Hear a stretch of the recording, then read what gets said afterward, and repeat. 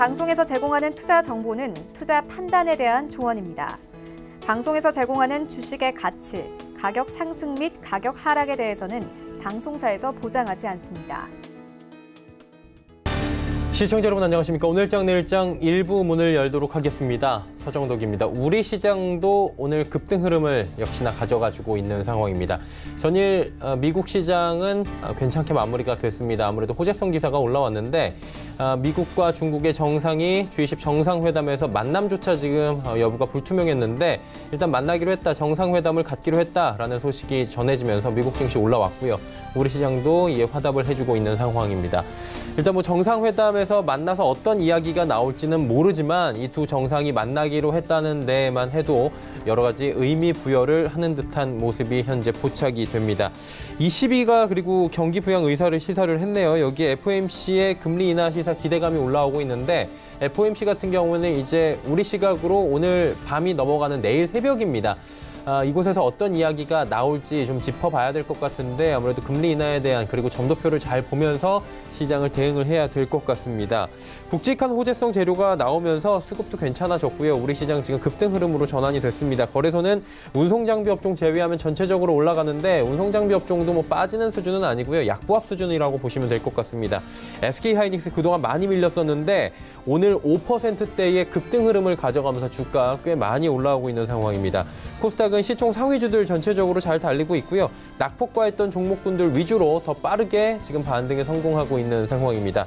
자, 지금 상황은 말씀드린 대로 FOMC를 코앞에 두고 있는 시장 상황이고요. 하지만 이곳에서 글로벌 경기 둔화 가능성에 대한 이야기가 나오거나 뭐 여러 가지 안 좋은 이야기가 또 나올 수도 있는 상황이고요. 당장 내일에 대한 대응 방향성부터 잡아봐야 되는 시점입니다. 그리고 우리 시장 상황도 그렇게 지금 오늘은 올라가고 있지만 경기 둔화 우려는 계속 커지고 있는 상황입니다. 그러다 보니 지금 체크해야 될 부분이 당장 오늘장뿐만이 아니라 내일부터 이어지는 시장에 대한 흐름을 좀 잡아가야 될 것 같은데 어떤 방향성을 잡아가고 어떤 부분에 조금 더 신경을 써야 할지 오늘장, 내일장 일부에서 자세히 준비해 보도록 하겠습니다.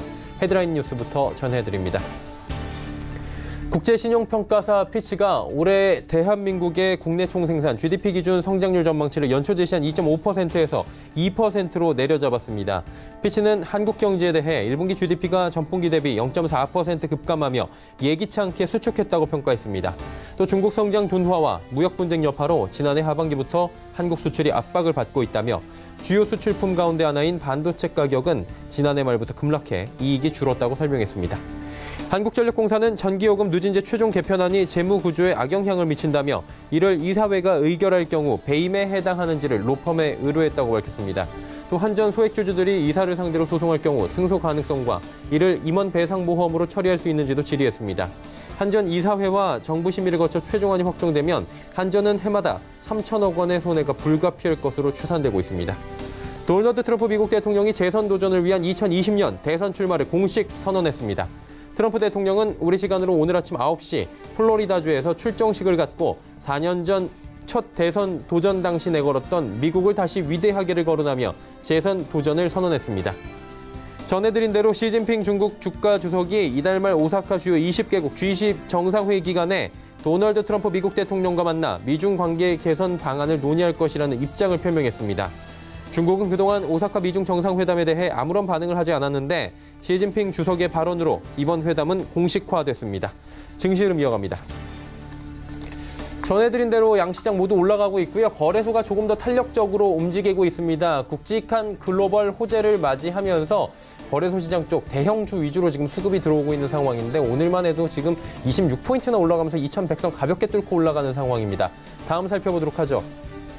자, 보시다시피 2124 오늘 장중 고점이고요. 정오 지나면서 조금 숨고르기를 하던 시장이 V자 모양으로 반등이 시원하게 나와주고 있는 상황입니다. 급등으로 완벽하게 전환이 된 상황입니다. 수급 주체 확인해 보도록 하죠. 수급 보시면 기관 외국인의 쌍끌이 매수가 들어오고 있고요.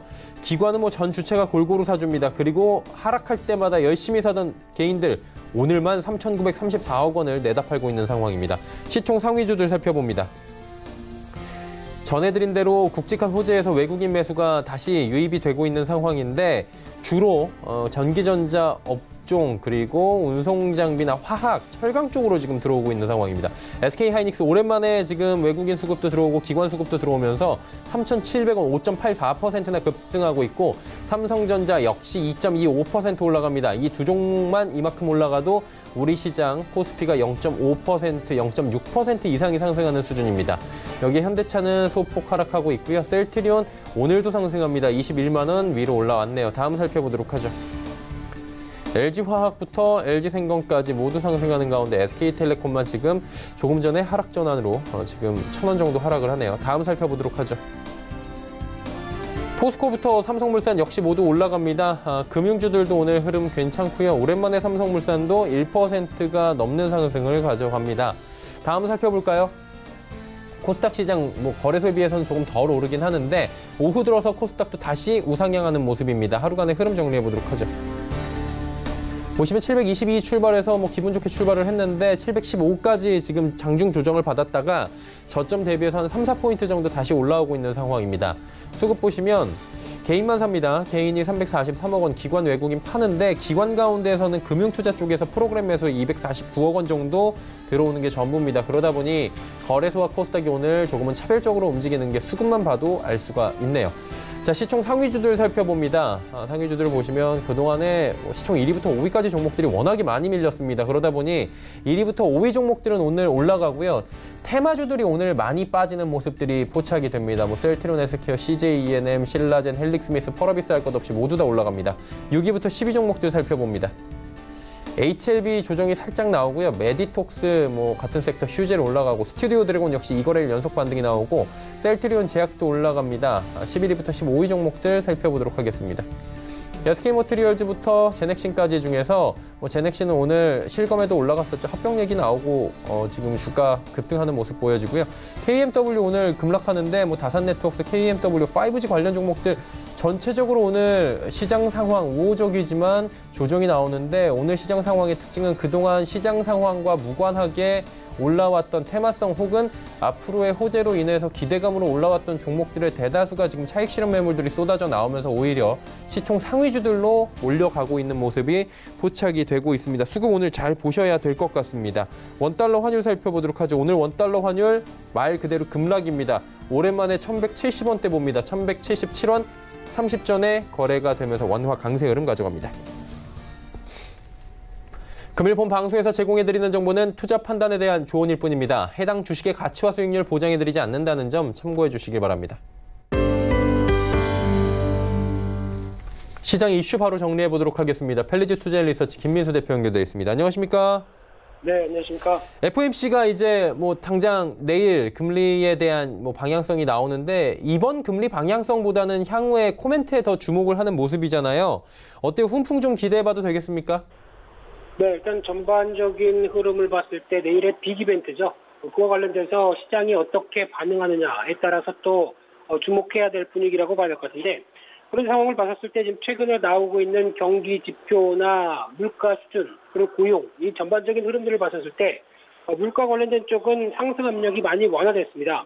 그런 상황으로 봤을 때 미시간대 6월 기대 인플레이션율이 2.2%대 그리고 뉴욕 연준 5월 기대 인플레이션율이 사상 최저치. 그렇게 되면은 아무래도 물가에 대한 하향어가 이어졌기 때문에 금리 연야에 대한 부담이 없다라고 해석할 수는 있는데 하지만 기준점에는 아직 크게 떨어진 게 아니죠. 2%대를 유지하고 있다라고 관점으로 봤을 때 기대감이 많이 어떤 물가와 관련된 쪽에서 부진하지는 않다는 쪽은 또 눈여겨봐야 될 것 같고요. 하지만 이제 제조업 관련된 여러 가지 지표를 보게 되면 경기에 대한 우려감이 상당히 큽니다. 그런 관점으로 봤을 때 미국의 제조업 PMI와 서비스업 PMI 지금 추이가 2018년도 중반부터 가파르게 하락했고요. 잘못하게 되면 2년 전의 수준도 위협할 수 있다라는 부담감이 높다 보니까 이에 따라서 연준이 움직이게 되면은 아무래도 좀 어떤 본격적보다는 선제적인 금리 인하를 통해서 경기에 대한 부진을 충격을 소화하지 않을까로 바라보고 있는 게 지금 시각이라고 봐야 될 것 같고요. 그러다 보니까 지금 최근에 연방기금 선물 금리를 통해서 확인되는 흐름을 보게 되면 금리 인하 확률에 대한 흐름들이 아무래도 지금 2차까지 연내 2차까지도 인하할 수 있다는 쪽으로 무게가 실리다 보니까 흐름들이 조금 더 어떤 완화적인 통화 정책에 대해서 기대감이 높은 게 사실이라고 봐야 될 것 같고요. 그렇게 되면 당연히 금리 인하가 기조가 어느 정도 좀 정리가 된다라는 쪽으로 보게 되면 아무래도 기업의 조달 금리가 좀 좋아지면서 제조업 지표 쪽에 대한 숨통이 트일 가능성이 높다는 쪽으로 바라보고 있는 상황들이고요. 그런 차원으로 봤을 때 미국의 제조업 지수와 한국의 수출은 거의 유사한 움직임을 나타냈다라고 하게 되면 최근에 한국 수출도 떨어지고 제조업 지표도 부진했던 어떤 요인들 쪽에서 하나의 활력소가 될 수 있다는 관점 쪽에서는 그나마 긍정적이라고 볼 수 있는 상황이라고 봐야 될 것 같은데요. 그런 측면으로 봤었을 때 어떤 금리 인하에 대한 여러 가지 시각들도 하나의 중요한 어떤 하반기를 기대하는 변화 요인들이 될 수 있겠다. 이렇게 바라봐야 될 걸로 보여지고 있습니다. 자, 그리고 요즘에 보니까 뭐 펀드 중에서 럭셔리 펀드요? 수익률이 굉장히 좋다고 하는데 이거 어떤 겁니까? 네, 지금 시장 흐름을 봤을 때 글로벌 경기와는 상관없이 명품 시장은 뜨겁다고 봐야 될 것 같습니다. 그런 쪽으로 봤었을 때 테마형 펀드라고 하는 어떤 뭐 소비재나 인프라, 해외 녹색 성장, 뭐 럭셔리 펀드 이런 쪽에 몇 가지 흐름을 봤었을 때 가장 좋은 성과를 5월 말 기준으로 보여주고 있는 상황들이고요. 그러다 보니까 주요 럭셔리 펀드 같은 경우도 에셋 플러스 글로벌 리치 투자형 같은 경우는 벌써 연초 이후에 17%를 넘어가는 등 어떤 관련된 이쪽에 투자하는 펀드들 같은 경우 한 10%에서 한 17%까지 수익률이 상당히 좋다라는데 무게가 실리고 있는 상황들이고요. 그런 측면을 봤을 때 당연히 관련된 명품 관련된 주가가 좋다 보니까 수익률이 잘 나왔다고 봐야 될 것 같고요. 또 하나 실적이 잘 나왔으니까 주가가 좋았다라고 볼 수 있는 상황들인데 이 대표적으로 루이비통 모에 헤넷이라고 하는 LVMH 같은 경우 연초 대비 32% 올라오는 주가를 보여주고 있는데 1분기 매출이 작년 동기 대비 15.5% 증가했다는 소식 속에서 이런 어떤 부각을 받는 기조라고 봐야 될 것 같고요. 또 하나 구찌나 발렌시아 같은 자회사를 보유하고 있는 캐링그룹 같은 경우도 1분기 매출이 작년 동기 대비 21% 이상 늘어나다 보니까 주가도 26% 올랐다라는 관점적으로 보여지고 있는 상황들인데 물론 이제 글로벌 경기에 대한 우려감은 있습니다만 대표적으로 중국이나 아시아 같은 신흥국 쪽에서 고소득층에 대한 소비는 꺾이지 않는다라는 관점적으로 바라보고 있고요. 물론 이제 중국 소매 판매 같은 경우도 소비자 심리지수나 같이 비교를 해보게 되면 일단 2014년도부터 계속 하향화된 추세입니다. 그래서 소매 자체에 대한 일반적인 소비는 아직까지 좀 위축세는 계속 이어진다고 봐야 될 것 같은데 저희가 보통 얘기하는 고도화 지표죠. 즉 자동차를 제외한 소비 고도화와 관련된 쪽으로 봤었을 때 외식 소비나 그리고 통신기기 그리고 여행 소비 이와 관련된 쪽은 3년 내 가장 높은 수준을 유지하고 있다라는 쪽으로 봤었을 때 소비 쪽에서도 차별화가 되고 있구나라는 관점과 함께 그래도 그들만의 리그라고 하는 명품 시장 쪽은 여전히 견조하다는 관점들이 확인된다고 봐야 될 것 같고요. 따라서 소득 수준 증가 속에서 이어지고 있는 특히 중국 중심으로 이어지고 있는 수요는 계속 견조하다라는 쪽이 확인되고 있다 보니까 이와 관련된 흐름들에 대한 변화들도 한 번쯤은 체크할 필요가 있다. 이렇게 말씀드리겠습니다. 네, 펀드 이야기까지 함께 들어봤습니다. 오늘 말씀은 여기까지 듣겠습니다. 고맙습니다. 네, 감사합니다. 퀄리지 투자인 리서치 김민수 대표와 함께했고요. 이슈 칼럼 바로 이어갑니다.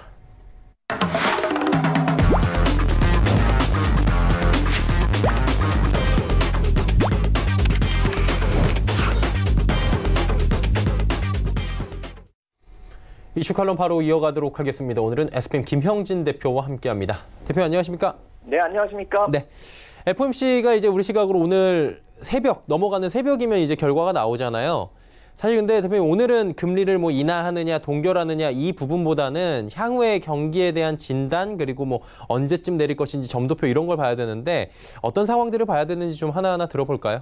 네, 맞습니다. 이제 오늘 밤에 그 이벤트가 이제 시작이 되겠죠.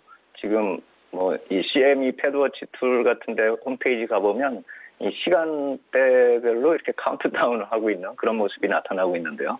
어제 같은 경우 이제 22에서 금리 인하 언급을 해가지고 금리 인하와 더불어서 자산 매입 가능성까지 거론했기 때문에 유로 약세가 나타나고 그래서 금리뿐만 아니라 환율 측면에서 FRB 통화 정책에 영향을 줄 가능성이 커졌다라는 점, 그것이 또 시장에 좋은 그런 영향을 줬다는 점, 이 점을 놓치면 안 될 것 같고요. 그렇기 때문에 점차 금리 인하 가능성을 더 높여주는 그런 주변 환경이 형성이 되고 있다. 이렇게 볼 필요가 있어 보입니다.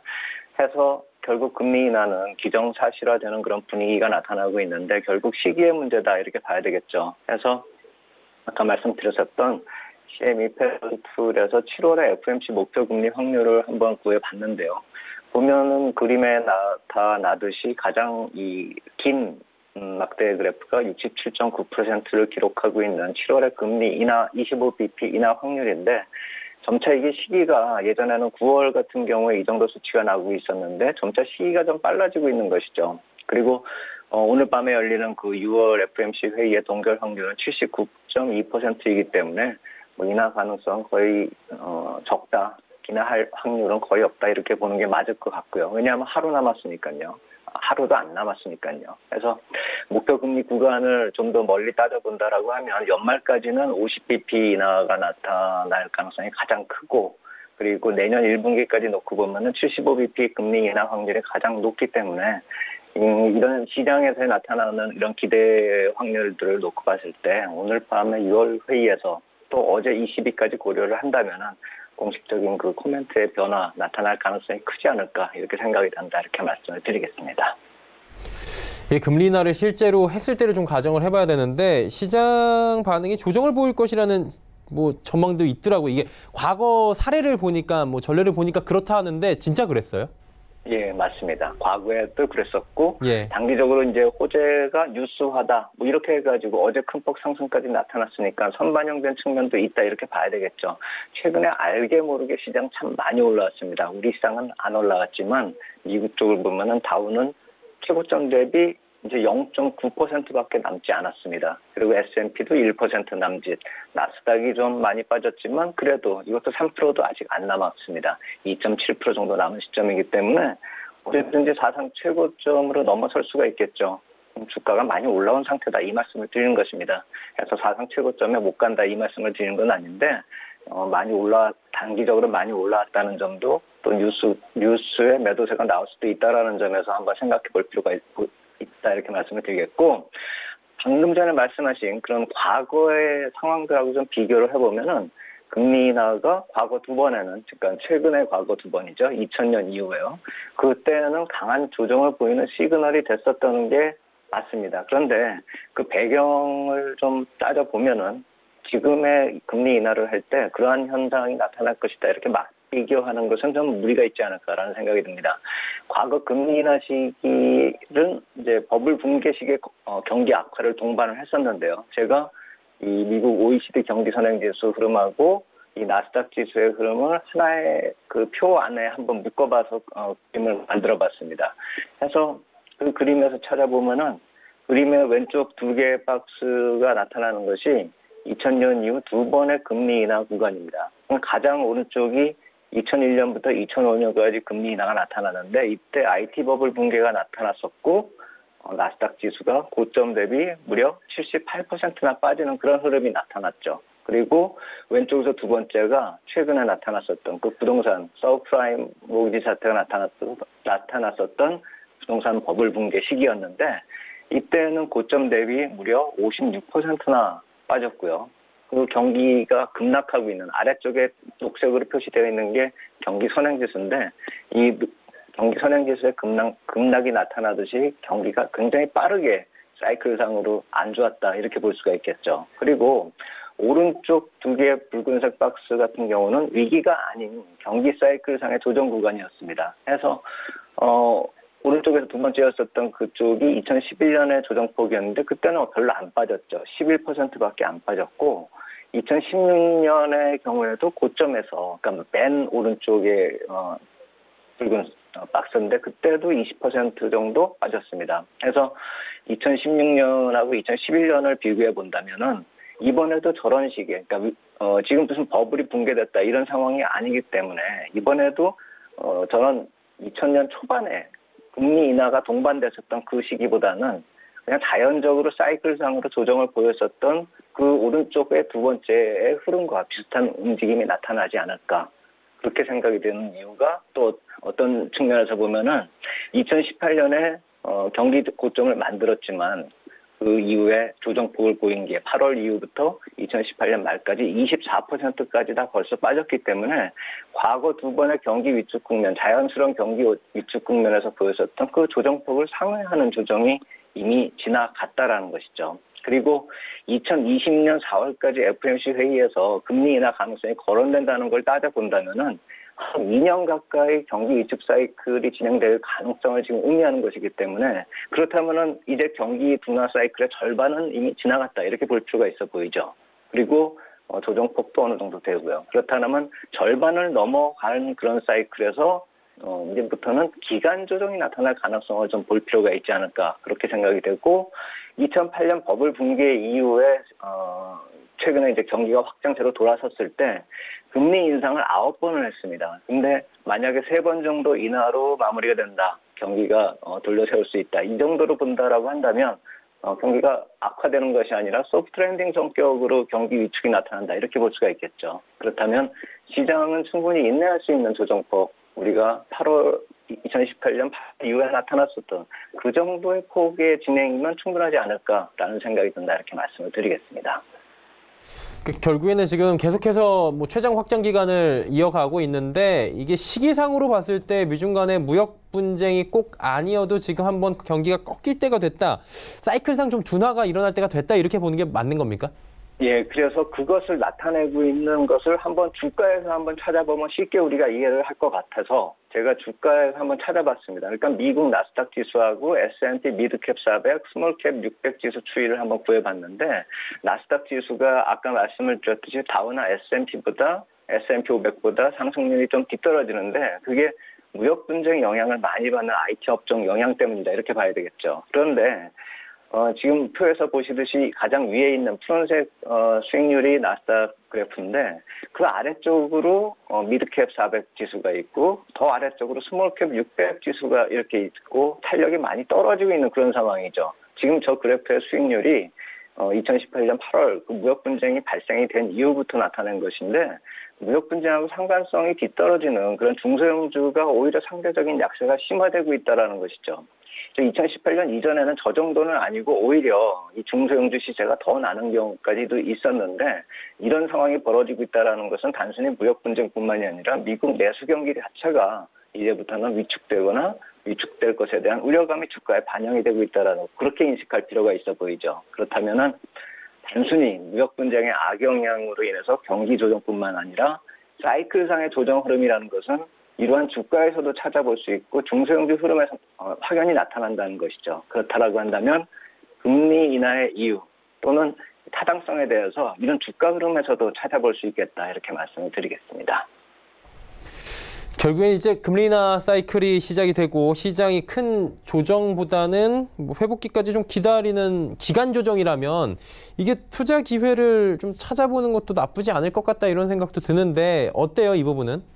그렇죠. 언제든지 어떠한 상황이 나와도 돈은 또 투자할 기회를 찾는 그것이 정상이겠죠. 그래서 시장의 예상대로 한 3번의 금리 인하라고 한다면은 1.5%에서 1.75%대의 초저금리 시대가 다시 온다는 것인데 물론 지금은 2%를 넘고 있지만 한 1년 뒤가 된다라면 그렇게 된다는 것입니다.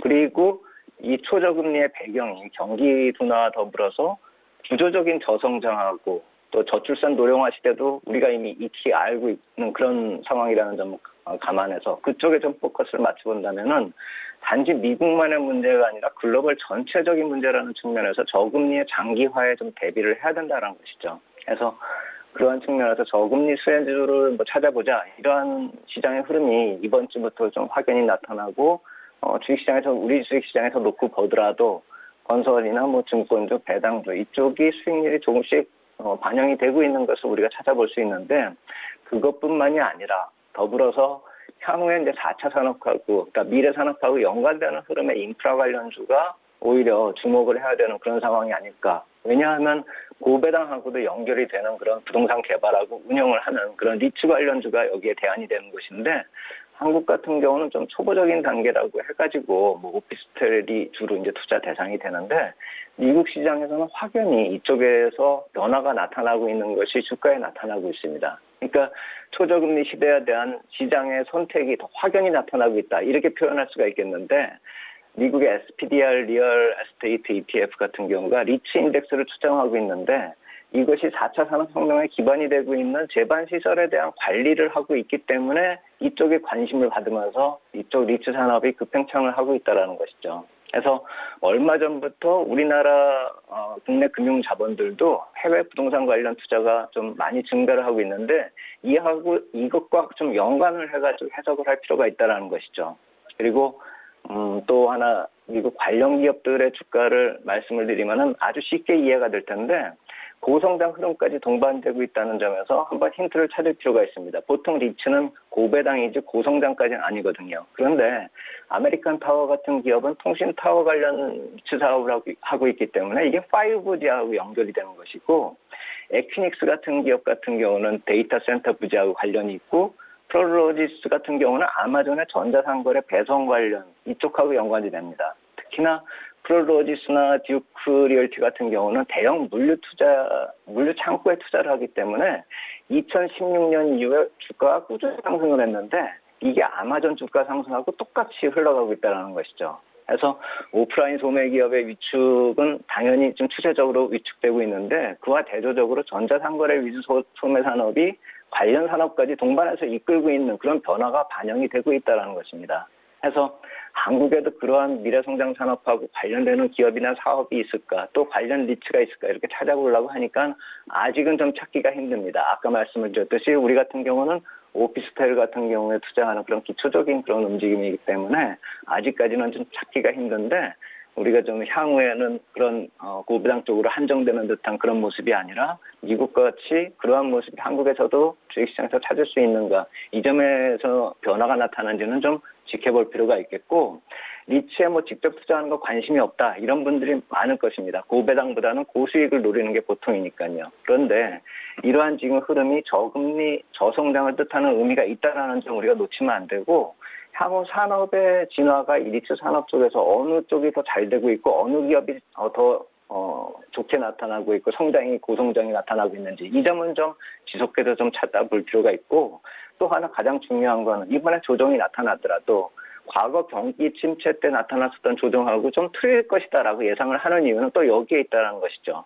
전체 산업이 조정을 보였었던 위기 이후의 조정하고 다를 것이다 이렇게 생각되는 이유는 이러한 되는 쪽에서 관련된 부동산을 개발하고 운영하는 그런 리츠 사업이 있다라는 점. 그렇기 때문에 과거의 조정과 이번에 설사 나타날 수 있는 그런 조정이 성격이 다르고 흐름이 다를 것이다라는 점. 그 점은 놓치면 안 될 것이다 이렇게 말씀을 드리겠습니다.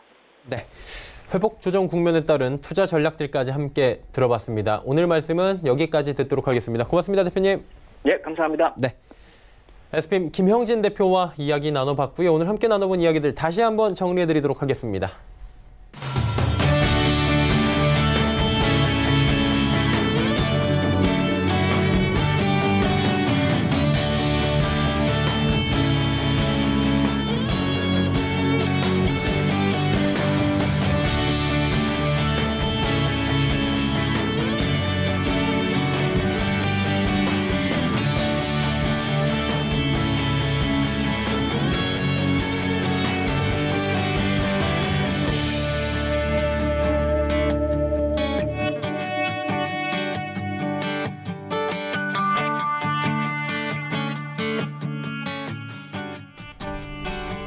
오늘 시장 일장 1부 함께 하셨습니다. 잠시 뒤 2부 예고해드립니다. 2부에서는 오늘도 두 분의 전문가와 함께 다양한 종목 짚어드리고요. 상담까지 알차게 이어가는 시간 준비하도록 하겠습니다. 2부에서 뵙겠습니다. 고맙습니다.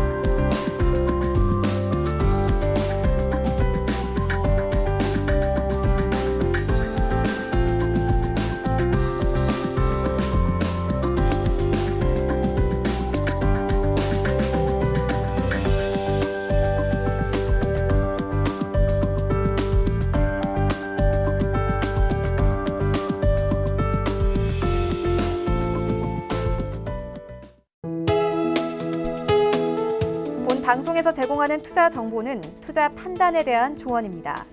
방송에서 제공하는 주식의 가치, 가격 상승 및 가격 하락에 대해서는 방송사에서 보장하지 않습니다.